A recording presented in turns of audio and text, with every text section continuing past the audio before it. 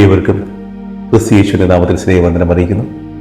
പ്രിയ സഹോദരങ്ങളെ, നാം ഇന്ന് ചിന്തിക്കുന്നത് വിശുദ്ധ പൗലോസ് അപ്പോസ്തലൻ എഫേസ്യർക്കാർക്ക് എഴുതിയ ലേഖനം 5-ാം അധ്യായം 14-ാം വാക്യമാണ്.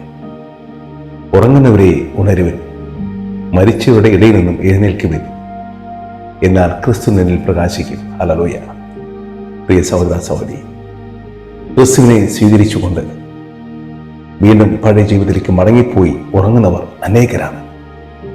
എന്നാൽ നാം അവരിൽ ഒരുവരായി മാറരുത്. അതിനുവേണ്ടിയാണ് പൗലോസ് നമ്മെ ഉപദേശിക്കുന്നത്.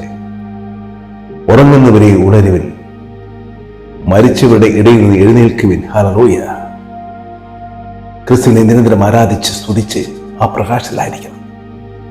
എന്നാൽ ക്രിസ്തു എന്ന ആ വചനമാകുന്ന പ്രകാശം നമ്മളിൽ വസിക്കുകയുള്ളൂ. അങ്ങനെ നാം വെളിച്ചത്തിലെ മക്കളായി മാറുകയുള്ളൂ.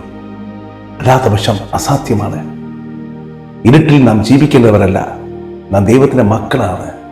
പ്രകാശത്തെ പ്രാപിച്ചവരാണ്, സ്വീകരിച്ചവരാണ്, വെളിച്ചത്തിന്റെ മക്കളാണ്. ഹല്ലേലൂയ.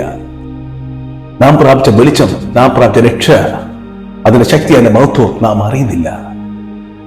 അതിനാലാണ് നാം വീണ്ടും അന്ധകാരത്തെ അന്വേഷിക്കുന്നത്. ഹല്ലേലൂയ. 2 രാജാക്കന്മാർ 6:14 മുതൽ വായിക്കുമ്പോൾ ആരാം രാജാവ് എലീശായെ പിടിക്കാനായി നിറയെ രഥവും പടന്മാരെയും അയക്കുകയാണ്. എന്നാൽ ഇത് കണ്ട അവന്റെ ബാല്യക്കാരൻ ഭയപ്പെട്ടു. അവൻ പറഞ്ഞു, എലീശായെ, നമ്മുടെ കാര്യം തീർന്നു. നമ്മെ പിടിക്കാനെ വലിയൊരു സൈന്യത്തിനെ വന്നിരിക്കുന്നു. എലീശ അവരോട് പറഞ്ഞു, നീ ഭയപ്പെടേണ്ട, നമ്മുടെ കൂടെയുള്ളവർ അവരെക്കാൾ അധികമാണ്. അവൻ പ്രാർത്ഥിച്ചു. ബാല്യക്കാരന്റെ കണ്ണു തുറന്നു. അവൻ ചുറ്റും നോക്കി. എലീശ ചുറ്റുപാടും അഗ്നിമയമായ രഥങ്ങളും കുതിരകളും നിറഞ്ഞിരിക്കുന്നു.